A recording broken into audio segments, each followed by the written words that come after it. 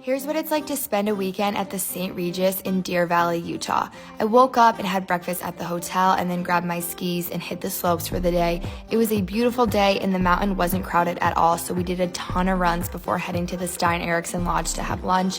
The Stein Eriksen Lodge has by far the best lunch on the mountain. They have the most insane buffet you'll ever see and the best chili ever. We skied a ton more runs in the afternoon and then headed back to the St. Regis. I grabbed a hot chocolate at the hotel and then we après skied at the Vintage Room and watched the iconic St. Regis champagne toast at 5:30. Then we made some s'mores at the hotel and then headed into Park City to have dinner at Shabu, one of my favorite restaurants.